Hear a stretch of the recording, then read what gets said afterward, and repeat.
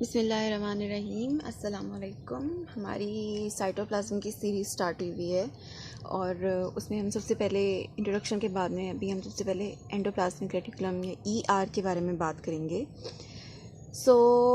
ER जो है वो बेसिकली होता क्या है, ये एक नेटवर्क होता है ट्यूबुलर स्ट्रक्चर्स का।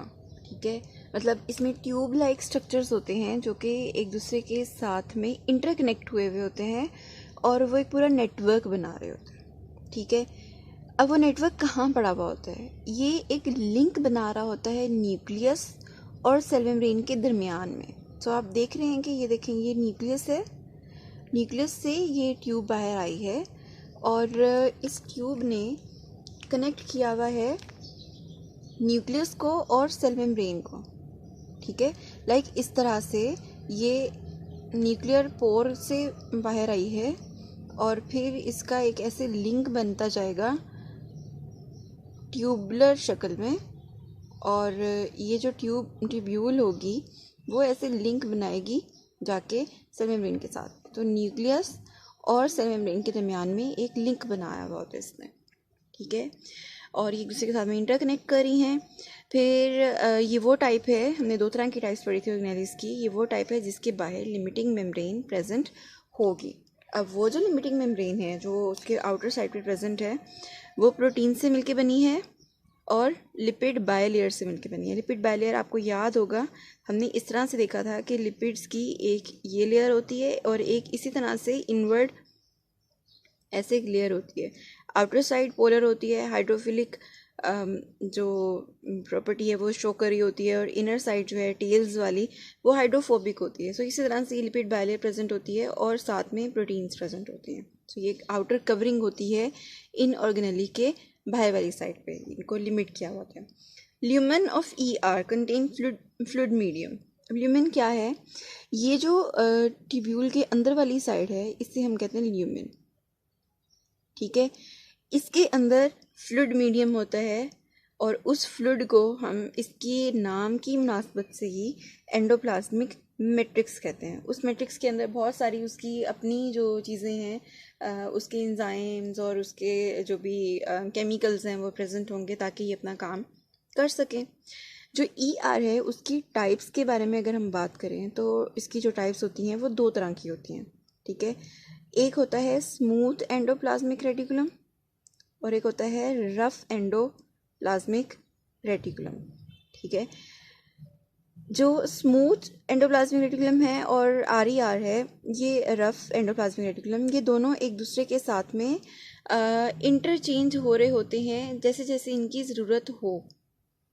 दोबारा से बोलती हूँ कि ये जो एक्टिविटीज़ होती हैं सेल की, जो जैसे जैसे वो एक्टिविटीज़ कर रहा होता है और जिस जिसकी ज़रूरत होगी depending upon the activities of the cell, जो रफ एंडोप्लाज्मिक रेटिकुलम है it can change into smooth endoplasmic reticulum and vice versa. Smooth endoplasmic can be change into rough endoplasmic reticulum. So आप कह सकते हैं कि ये एक दूसरे के अंदर इंटरचेंजेबल हैं।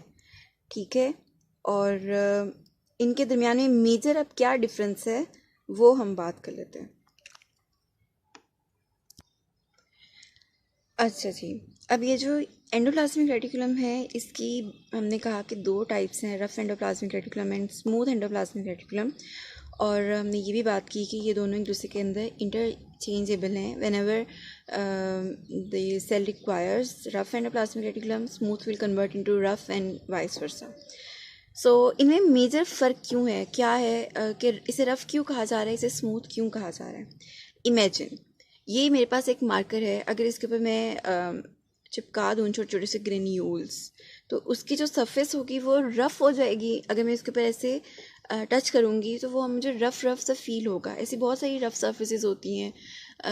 तो जो बेसिकली इसकी सरफेस की बेस पर, रफ़ की और स्मूथ की सरफेस की बेस पर हमने इनके ये नाम रखे हैं।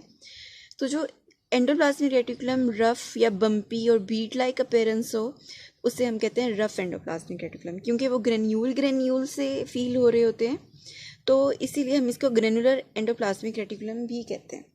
ठीक है, तो इसको हम क्या कहते हैं, ग्रेनुलर एंडोप्लाज्मिक रेटिकुलम, क्योंकि हमें ग्रेन्यूल से फील हो रहे हैं।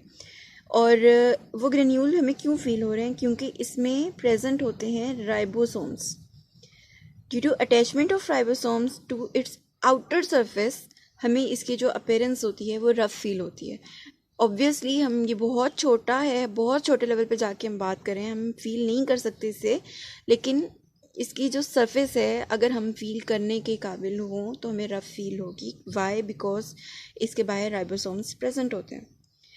इसके अगर हम डिफरेंस में देखें स्मूथ एंडोप्लाज्मिक रेटिकुलम को, तो स्मूथ, हम इसे स्मूथ इसलिए कह रहे हैं क्योंकि उसकी आउटर सरफेस पे कोई भी चीज़ प्रेजेंट नहीं है, राइबोसोम प्रेजेंट नहीं है।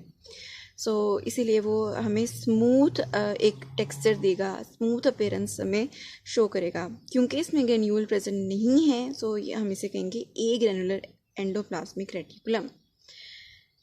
इन दोनों के जो फंक्शंस होते हैं वो बिल्कुल डिफरेंट होते हैं एक दूसरे से। पहले हम बात करते हैं रफ एंडोप्लाज्मिक रेटिकुलम की। इसमें एक इसका जो फंक्शन है वो ये है कि ये डिग्रेडेशन करता है वॉर्न आउट ऑर्गेनेल्स की।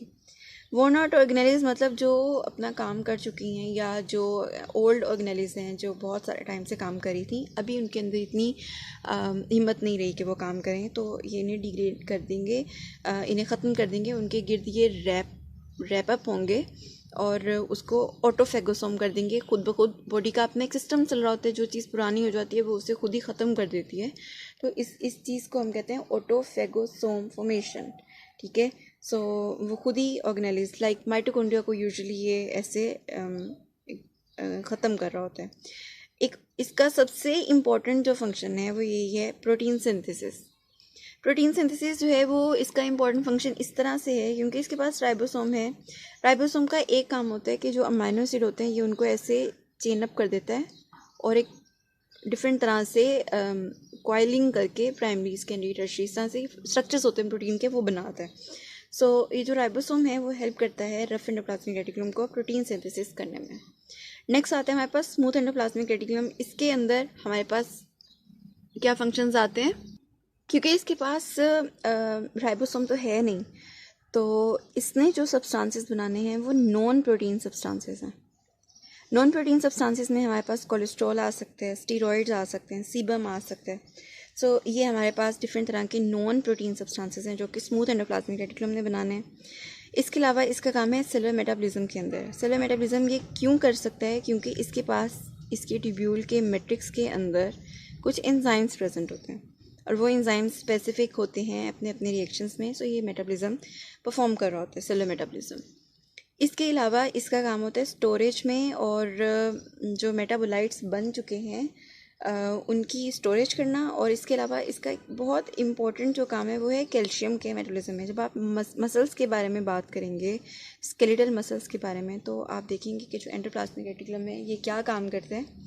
ये कैल्शियम को स्टोर किए हुए होते हैं, और क्योंकि जो हमारा मसल होता है जब उसने ऐसे कॉन्ट्रैक्ट करना है या रिलैक्स करना है तो सुभान अल्लाह उसमें उस टाइम पर हमें कैल्शियम रिक्वायर्ड होता है और ये हमें कैल्शियम प्रोवाइड करता है।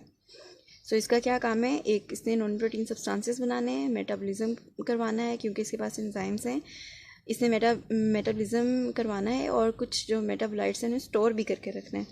फिर ये जो अगर हमारे पास कोई टॉक्सिक चीज़ आ जाए, कोई टॉक्सिक सब्सटेंस आ जाए, तो ये उसका कैटाबॉलिज्म करता है और हमारी बॉडी को डिटॉक्सिफाई करता है। जैसे कुछ कार्सिनोजेंस होते हैं उनको ये डिटॉक्सिफाई करते हैं। कार्सिनोजन ऐसे सब्सटेंसेस होते हैं जो कि कैंसर कॉज करते हैं। ठीक है, तो ताकि वो अभी कैंसर कॉज ना कर सकें तो ये उसको पहले ही ख़त्म कर देता है। सुभान अल्लाह, ब्लेसिंग्स ऑफ अल्लाह ताला कि हमारे पास एक ऐसा सब्सटेंस आया है जो कि हमें कैंसर कॉज कर सकता है, लेकिन ये उसको स्मूथ एंडोप्लाज्मिक रेटिकुलम उसको डिटॉक्सिफाई कर देगा, उस कार्सिनोजन को ख़त्म कर देगा। नेक्स्ट हम इसके बाद में गोल्जी एपरेटस के बारे में बात करते हैं। और ये सारा कुछ वैसे बाय द वे जो डिटॉक्सिफिकेशन है वो लिवर के सेल्स कर रहे होते हैं।